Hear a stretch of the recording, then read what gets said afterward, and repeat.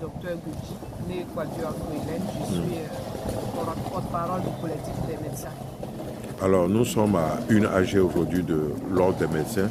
Vous représentez aujourd'hui le porte-parole du collectif de médecins. Tout en sachant qu'il y a un ordre qui existait avant. Aujourd'hui, est-ce que vous pouvez nous expliquer pourquoi aujourd'hui le collectif veut passer à une organisation d'ordre des médecins après une AG? En fait, depuis la démission du docteur Akapo, il y a une vacance au niveau de l'ordre des médecins. Et donc, il était important que nos collègues et nous-mêmes nous rencontrons pour savoir quelle est la conduite à tenir face à cette situation. Aujourd'hui, qu'est-ce qu'on doit attendre de cet AG?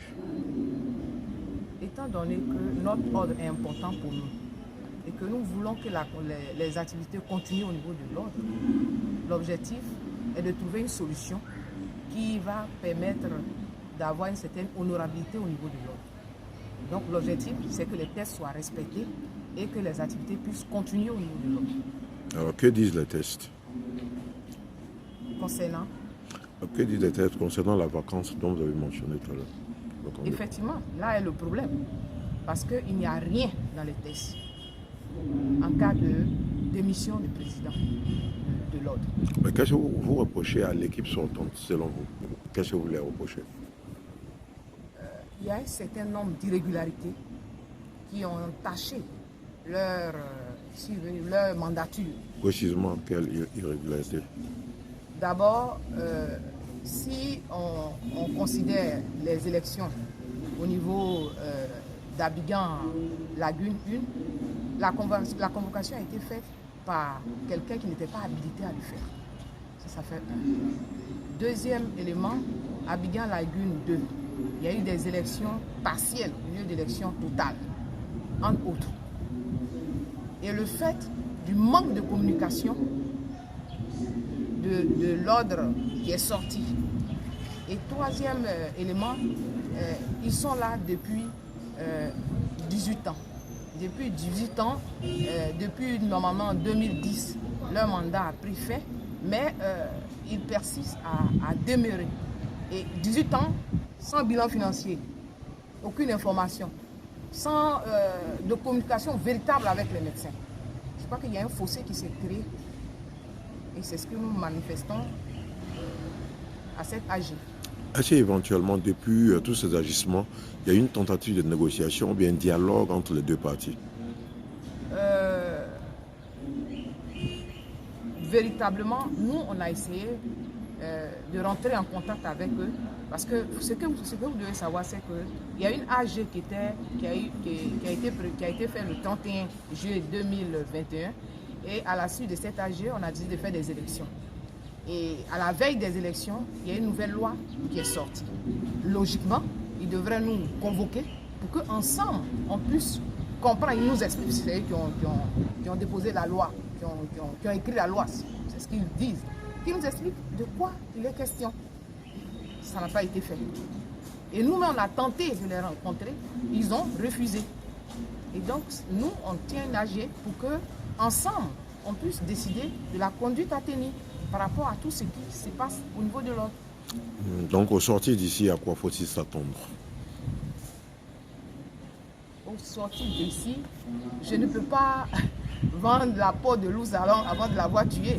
C'est nos collègues ensemble. Qu'est-ce que vous espérez, en fait? C'est ce que je veux dire. Au sortir d'ici, qu'est-ce que vous espérez? En fait, comme on l'a dit, l'ordre, c'est une institution. Ce n'est pas une ONG, ce n'est pas un syndicat. Tout ce que nous demandons, c'est que les tests de l'ordre soient respectés, tout simplement. Donc, tout ce qui s'est fait, sans que les tests de l'ordre soient respectés, il faut que ça soit annulé et que les choses soient faites proprement pour que tous les médecins soient satisfaits. D'accord, éventuellement, un dernier mot, un appel à lancer, éventuellement, aux autres membres ou bien à l'équipe sortante. En fait, je lance un appel aux autorités de notre pays. Parce que s'il y a désordre dans l'ordre, cela peut perturber la santé de la population. Parce qu'il faut qu'il y ait la paix dans notre milieu pour qu'on puisse travailler efficacement.